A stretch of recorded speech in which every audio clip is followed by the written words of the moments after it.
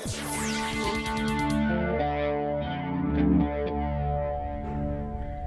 Tommy, we've got some ES news, and of course I mean Lexus ES, and we just found out about the new 2021 refreshed model, and there's actually 3 bits of news.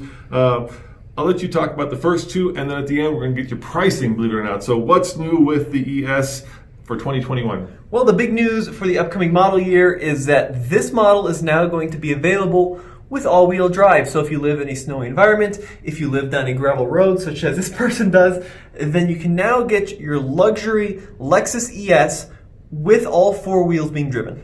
Yeah, and we should have seen that coming, I suppose, because of course the Camry is also available in all-wheel drive, and they're sharing a separate platform, but nevertheless, it's very similar, so it makes sense that if one has it, the other one will get it. But there's more news, right? What's under the hood of the 4-wheel drive? Well, if you want to have that rear axle kick into life, you have to get the smallest engine available. It's called the ES250 all-wheel drive. The 250 means it is a 2.5 liter naturally aspirated 4-cylinder. It's not a hybrid. It's just a small 203 horsepower 4-banger, but it's supposed to be efficient up to 28 mpg combined according to Lexus. It's also going to be the most efficient gas-only model, but I don't suspect it's going to be all that quick with just 200 horsepower. Yeah, and it's like the Camry, right? So, I mean, this is basically a front-wheel drive car, and it can do all-wheel drive. When the all-wheel drive splits in, it goes 50-50 front and rear, but guess what? The all-wheel drive does not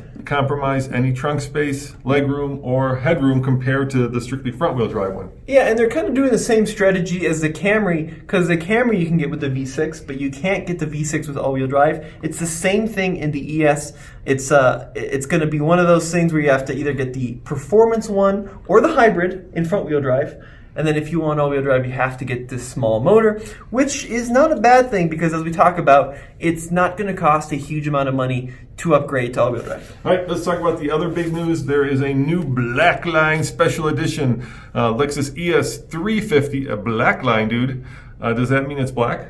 It means it has black trims on it, if that's what you're asking. It's kind of a new, more aggressive model. Here you can see it's got the blacked out wheels, it's got a little bit of a spoiler. This is the F Sport trim as well, so it's going to have some more aggressive attributes to the overall design.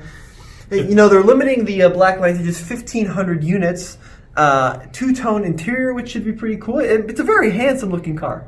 Yeah, I mean, what they're trying to do is give it a little bit more character, a little bit more, well, fun to drive look, I suppose. Whether it is fun to drive, we'll have to wait till I actually get behind the wheel. Let's talk about the other changes for the 2021 ES lineup. First of all, you now get standard Apple CarPlay and Android Auto, in addition to Amazon's Alexa, which was already there. Yeah, you also get standard blind spot monitoring and the Lexus Safety System Plus 2.0. So that's the pre-collision system, that's the lane departure, the lane tracing, radar cruise control. That is all going into the new ES for 2021. Now, overall, the interior looks pretty much the same as it has in previous years. Here we have a ES250 all-wheel drive luxury. You can see a different trim compared to the S Sport. Yeah, show the interior, would you? Yeah, and here's another look at a different interior color as well. This is the black with the beige headliner and some wood trim. It's a very nice place to spend time, the Lexus. Not a very, high-performance vehicle to drive, but super comfortable and great for road trips. So I love this, should we call it a safety technology war that the Japanese manufacturers are having.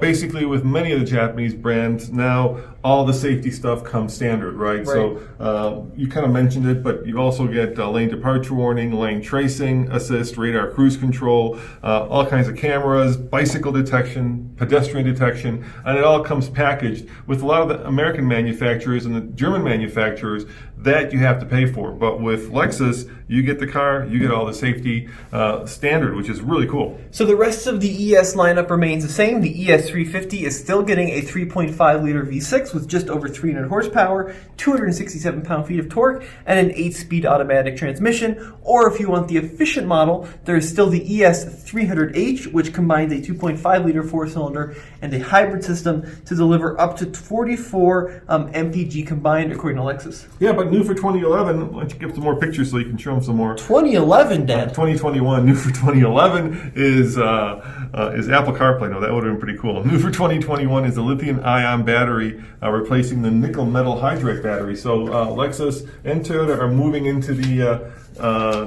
21st century with their battery tech. And Toyota has been doing that on the Camry as well, but only on certain trims. So depending on which hybrid Camry you get, some you have the nickel metal hydride, some you have the lithium packs.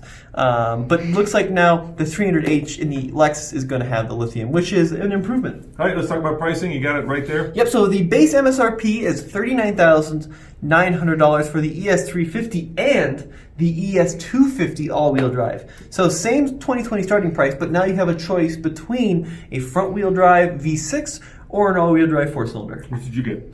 Oh, probably the four-cylinder with all-wheel drive. Yeah, here in Colorado, that's a no-brainer. I mean, once the snow starts falling, this could actually become a very useful mountain car. Now, the Black Line Special Edition is going to be $46,550 based on the front-wheel drive F-Sport model. And of course, the top end is the $48,900 ultra-luxury ES350/ES250 all-wheel drive. It's a little bit higher than last year. Yep, based on the a couple different options, you can spec it up to be just like, it looks to be a little bit more expensive, but relatively minor changes for the ES lineup, but welcome improvements, especially if you live in colder and snowy environments. Yeah, and it's good to see that Toyota is still sticking with the sedans because sedans are a dying breed, and here we have one. If you recall, my mom, your grandma had one of these when it first came out. Do you remember? Yeah, she had one a long time ago, loved it, put on like 90,000 incredibly hard miles, and it kept trucking along. Yeah, I think she hit it in every corner possible by the time we got rid of it. But it was a really good car, and I'm glad that Toyota/Lexus is updating it and adding all-wheel drive for all of you people who live in places like we do. Well, as always, this has been Tommy. And Roman saying thanks for watching. And remember, tune to TFLcar.com for all your Lexus reviews and news. And real-world reviews. I hope we get our hands on one soon. See you guys next time. Ciao.